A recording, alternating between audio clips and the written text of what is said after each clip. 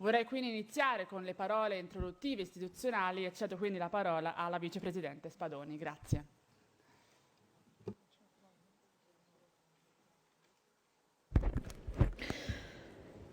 Dear Chair, Ms. Jana M., dear Vice Minister Marina Sereni, dear panelists. Good afternoon. I'm very happy to convey my greetings to this important meeting and to welcome you to our Parliament. It is an honor for me to take the floor in the Committee on Women's Rights in Euro-Mediterranean countries, an ideal forum to talk about women as key players in peace processes. Rome itself represents a special place for the Parliamentary Assembly of the Union for the Mediterranean, since the city has been designated as the seat of its permanent secretariat. An important recognition achieved thanks to the work of the Chamber of Deputies, the Senate, the Ministry of Foreign Affairs, the Rome capital city entity and the European Parliament, and which encourages our country to take on an increasingly leading role in the international scenario. Women are certainly to be protected and supported, but also to be fully valued in the processes of creating and maintaining peace. So what is the role of women in conflict situations? This is the question, and I'm sure that today the contributions of those who will intervene after me will focus on placing the role of women and their potential at the heart of the debate. The year 2000 was a turning point regarding the role of women in conflict situations. On October 31st, the UN Security Council adopted Resolution 1325, recognizing for the first time the role of women in preventing wars. The resolution touches on many important points. Its recitals already highlight the need to reaffirm the role of women in conflict resolution and prevention and in peace building, stressing also the importance of their equal participation and full involvement for the maintenance of peace and security.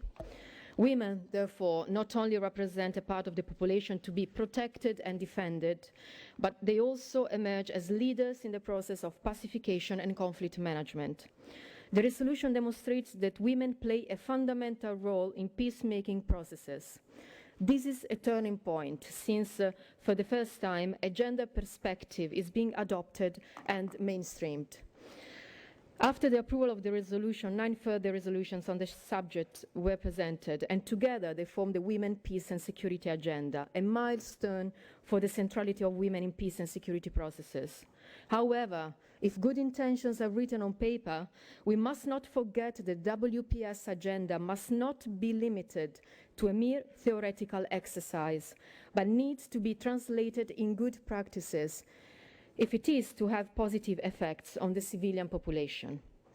According to the UN Secretary General 2020 report about women, peace and security, worldwide the proportion of peace agreements with gender equality provisions increased from 14% to 22% between 1995 and 2019, while remaining disappointingly low overall. Unfortunately, despite the good intentions and the approval of many resolutions, the world we know still lives with pockets of instability and armed conflict where women are disproportionately impacted. I'm thinking of the recent 2450 resolution of the Parliamentary Assembly of the Council of Europe on justice and security for women in peace processes, and the NATO's 2022 strategic concept, which includes, among its core tasks, the promotion of the Women, Peace and Security Agenda. However, this is not enough. Some critical voices have been raised about the statements of the leaders and effective implementation of the WPS agenda. Let me quote one of many. The 2020 report of the Women's International League for Peace and Freedom, Women, Peace and Security Program, which contains strong statements. Yet, every year, debate after debate, member states make statements in support of the WPS agenda and commit to its implementation that lead observers to believe this time they are serious about talking tangible actions. During these occasions, countries who flagrantly violate and undermine human rights claim that they are worried about the state of women's lives around the world, or express grave concern about the consequences of conflict for women, while also exporting arms that fuel and exacerbate instability and violence. End of quote. As already stressed on several occasions, peace-building processes cannot come to fruition without solid democratic institutions that embrace the values of equality, participation, and social justice. If participation in the democratic process is not effectively ensured, it is clear that the inclusion of marginalized groups cannot occur either, putting the whole process at risk. Furthermore, social exclusion and discrimination are the fuses that ignite violence and abuse.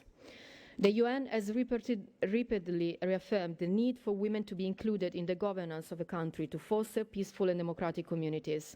However, the process of involving women in decision-making and peace-building processes is not always as smooth as we would like it to be. Therefore, the WPA agenda and policies to achieve gender equality in the areas of peace, conflict prevention, and security need a different conceptualization in the future. Some of the attempts to do this focus on the conceptual framework of global care. Traditionally, the dimensions of care were addressed more in the context of global economic and social theories, or in terms of the nexus between the family, market, and state. It is only during the last 10 years or so that the concept of global care has been linked more organically to the issues of human security, peace and peace building, post-conflict reconstruction, climate change, migration, and the global health crisis, such as the COVID-19 pandemic. In this sense, care becomes the central security issue, and lack of care is part of the feminist continuum of violence. Therefore, taking care seriously as the ethical and practical basis of human security will require a radical rethinking of the nature of security and insecurity in the context of global politics. This is the only way for the WPS agenda to fulfill its original utopian role, to prevent conflicts and promote a politics of peace. In conclusion, women can become leading actors in promoting peace and security, and I'm sure that this exchange of views will contribute to a more equal, safe, and peaceful world for all. Thank you very much.